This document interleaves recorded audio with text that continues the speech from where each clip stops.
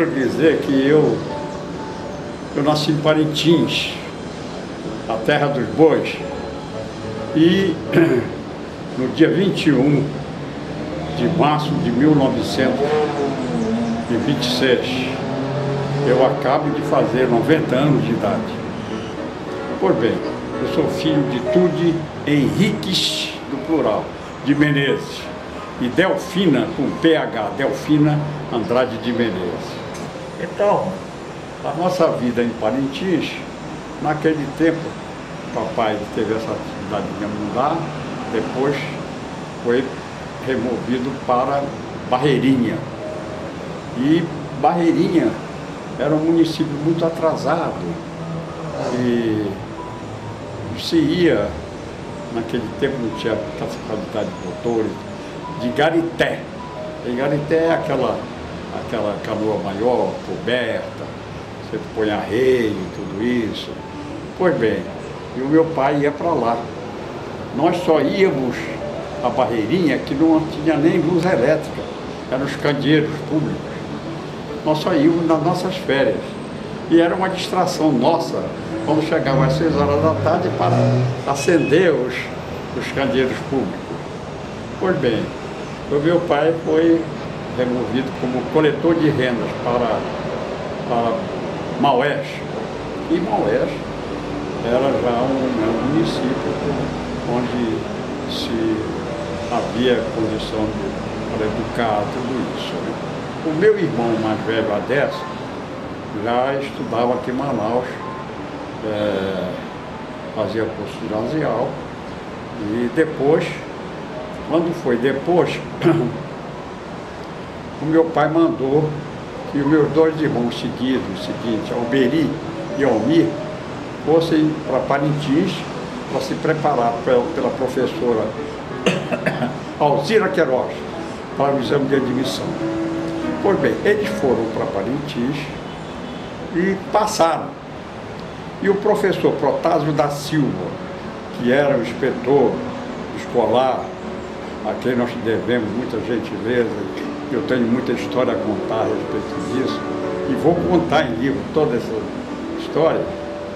O professor Protásio conseguiu nos matricular, aqueles mais jovens, já fora de tempo, no Saldanha Marinho. Nós chegamos a Manaus para estudar já em maio, veja bem, já com atraso, mas foi aonde ele arranjou lugar para nós menores que estavam fazendo esse curso elementar, estudar no Saldanha Marinho. Pois bem, Manaus possuía 370.317 habitantes. Era, portanto, um núcleo pequeno ainda de moradores, de qualquer maneira, né? Você verifica. A cidade toda era em barro, em terra. Nós fazíamos as fogueiras de São João, Santo Antônio, São Gonçalo, à porta de casa. Pois bem, Manaus só possuía nesse tempo uma rua, uma avenida calçada de paralelepípedo com trilho de bonde. Esse bonde, ele não servia à população, ele ficava estacionado lá no porto. Quando chegava a borracha do interior, essa borracha, que era a borracha virgem, era colocada num depósito próprio, engatava no bonde e o bonde vinha, e ali, antes não havia penitenciária do Estado, nada disso. Aquela ruazinha que ainda existe ali, tinha a rua de beneficiamento da borracha. Pois bem, o bonde ia até lá, deixava a borracha, voltava e vinha estacionar à espera novamente de outro carregamento. E Manaus, assim, com esse calçamento, era o único paralelepípedo, e o trilho de bonde. O bonde não servia para outra coisa. Pois bem, Manaus era uma cidade muito interessante, porque todos Manaus, as pessoas se conheciam, quase todas as famílias era possível botar as suas cadeiras à porta da rua para conversar, sem medo de coisa nenhuma, não era natural. E agora, você viu ali uma fotografia que eu apareço do poeta Tiago de Mello, e o Jari Botelho, outro grande amigo que Deus já levou. Pois bem, o que eu trato, o poeta Tiago de Mello, por Amadeu. Nós nos conhecemos e vivemos desde o nosso tempo de meninice, né? Quero dizer que depois do almoço, a mãe do Amadeu dizia: mas meu filho, o que é que você vai fazer na casa da Santinha? Ela tem tantos filhos. Mamãe, mas ela que quer, ela gosta, quer que eu vá para lá. Pois bem, o Amadeu ia diariamente à nossa casa. Ele vinha a pé, pegava a Ponte Cabral, 7 de setembro, e ia para a nossa casa. Em Parintins, o nosso estudo foi assim, mais reduzido, porque exatamente quando meu pai foi para Barreirinha, nós continuamos em Parintins. Quando ele foi para Maués, aí Maués era um centro mais desenvolvido culturalmente, aí sim nós fomos com ele, entende? Aí nós fomos para Maués. E tem uma coisa interessante, porque ele veio, quando ele mandou os outros dois, a Alberi e a Almir, se preparar o exame de admissão, com a dona Alzira Queiroz, que eu já lhe falei, para vir para Manaus, que chegaram aqui em maio, o professor Protásio, que era um inspetor escolar, e era nosso amigo, foi quem arranjou a nossa matrícula em maio no Saldanha Maria. Então, quero dizer que quando nós chegamos a Manaus, ele veio trazer a Santinha, eu vim trazer aqui a Santinha em 1936. Em 1936. Eu tinha 10 anos de idade. Quando ele chegou a Manaus, ele colocou em cima da mesa uma caixa de fósforo e disse: Alberi, você que é metido a machão, quebre um fósforo desse. Agora junte-os todos e quebre-os. E o Alberi fez: olha, tá vendo? Isso é união. O que eu quero de vocês é isso. É essa união, isso que você está vendo aí. Isso é inquebrantável. E se não for pedir demais, eu quero que vocês se amem para toda a vida. Para toda a vida. Uma lição que ele deu, que se cumpriu e que se cumpre até hoje. Que quanto aos meus estudos, eu fiz curso elementar no Saldanha Marinho e meu curso ginasial científico e clássico no ginásio amazonense Pedro II e a faculdade de Direito, que era a velha Jaqueira, lá perto da Igreja dos Remédios, onde eu me formei em 1952. Da faculdade de Direito, eu tenho grandes lembranças, né?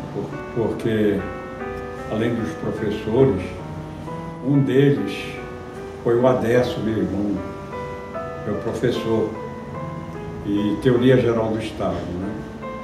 E foi, aliás, ele foi diretor 3 vezes lá.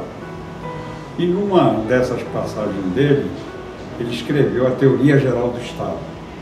Teoria Geral do Estado, que, como você sabe, como amazonense, foi o primeiro amazonense que teve a coragem de editar no Rio de Janeiro, pela Forense, um livro, e que foi a Teoria Geral do Estado. Essa Teoria Geral do Estado, em 1980, José Lindoso, como professor e político, fez uma revisão nela para adaptá-la à Constituição vigente. E a Forense continuou a editá-la até o ano passado, 2014. Até o ano 2014, a Forense reeditava a Teoria Geral do Estado do Adesso. Quero dizer que sempre eu fico feliz quando ouço essas coisas que acontecem. Um rapaz que deu o nome a essa instituição e leva Esmeraldo Bessa, que é uma instituição da qual eu sou patrono da biblioteca lá, sabe? Eu me orgulhar muito disso. Sou patrono dessa biblioteca Esmeraldo Bessa. Mas o Esmeraldo Bessa era estudante de Direito e foi concluir o seu curso em Fortaleza, no Ceará. E um belo dia, o professor de Teoria Geral do Estado, ele chegou, levantou-se: professor, o senhor conhece esse livro, esse autor? Livro do Aderso. O professor disse: pois não, hoje é discipado. Foi para casa e na aula seguinte o professor trouxe um autor italiano e que mencionava a Teoria Geral do Estado do Aderso Menezes. Trouxe um livro italiano para mostrar que o professor italiano lá citava a Teoria Geral do Estado de Aderso lá na Itália. Pois bem, me formei em 52, já lhe disse, sou advogado, né? E é o Tribunal de Contas, já lhe falei dele, por onde eu sou aposentado. Quero lhe dizer que no meu correr de vida universitária, eu fui presidente da União dos Estudantes do Amazonas em 2 períodos. Eu fui repórter do jornal, conhecido como jornalista, né? De 1948 a 1951. E me formei pela Faculdade de Direito em 1952. Sou bacharel em Direito. Quero dizer que também participei de algumas instituições de cultura da nossa terra. Fui membro da Academia Amazônica de Letras, da qual eu fui presidente, e eu fui subprocurador, procurador e conselheiro do Tribunal de Contas, por onde eu sou aposentado também, né? Professor de História do Brasil e de Educação do Amazonas.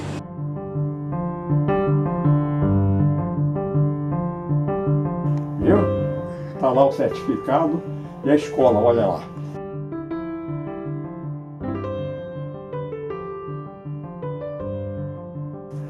Olha, aqui é a Escola Superior de Guerra e o certificado da minha participação na Escola Superior de Guerra. Foi um ano de estudo, em 1980. Passei o ano inteiro no Rio de Janeiro para fazer a Escola Superior de Guerra.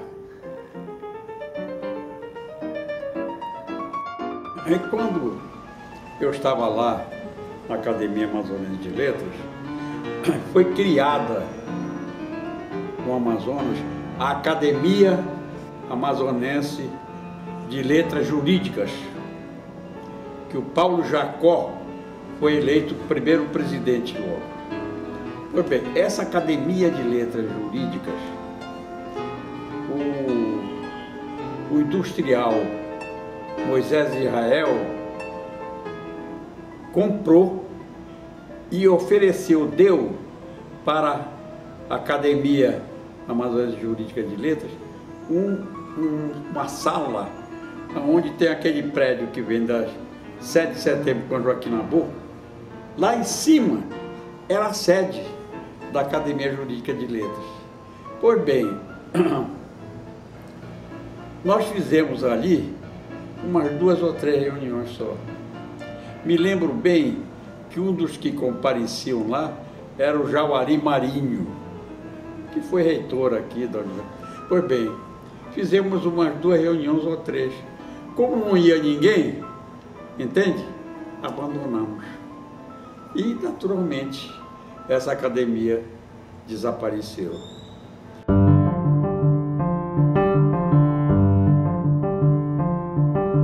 O meu irmão Aderso, quando morreu, intelectual, a minha família disse: agora, Armando, essa incumbência de intelectual escrever foi transferida para ti. O Aderso deixou essa incumbência. E eu, então, me transformei num memorialista nesta terra, né? Eu me dediquei a isso e você verifica aqui. São 16 livros que eu editei. 16 livros. Independente destes livros menores que estão aqui, por exemplo, né? A respeito de várias personalidades, além dos livros. E eu agora acabo de ter uma liberdade maior, que foi de ter me liberado da Academia de Letras e outras atividades. Eu hoje vivo, eu sou aposentado pelo INSS, sou aposentado como professor de História do Brasil do Instituto da Educação do Amazonas e sou aposentado como conselheiro do Tribunal de Contas do Estado do Amazonas. É um encontro que nós fazemos às sextas-feiras. Ele se iniciou lá na parte embaixo da academia, na biblioteca. E eu levava o uísque e levava a cerveja para quem tomava cerveja, né? Para o Max Carpentier, que eu levava o isoporzinho com as cervejas dele, né?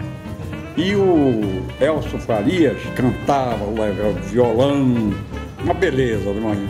O Marci Andrade ia para declamar, e era uma reunião muito agradável entre nós, né?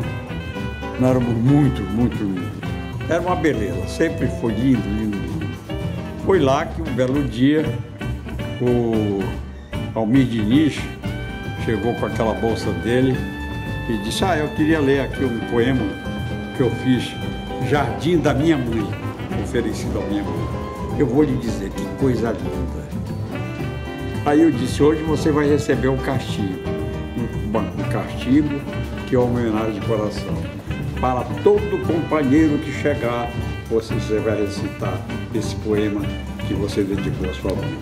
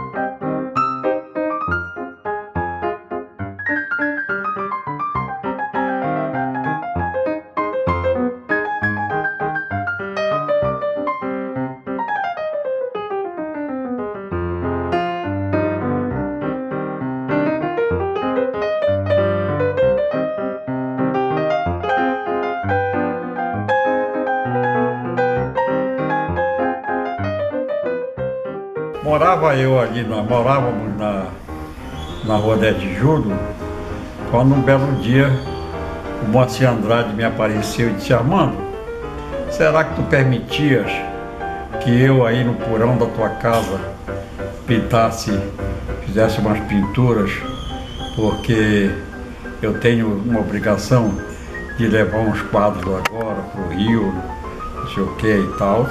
Pô, não, rapaz. E é claro que tu não vai te esquecer de me oferecer um quadro. Não, nem fala nisso. E realmente, né? Quando foi um belo domingo, o Marci chega em casa, na minha casa, fomos para o porão, ele armou lá o stand dele, né? E pintou, em primeiro lugar, esse quadro aí. Eu quero dizer que o Moacir Andrade não usou um minuto o pincel, senão para fazer o oferecimento. Ele de espátulas, ele foi fazendo esse quadro que você está vendo, de espátula, espátula.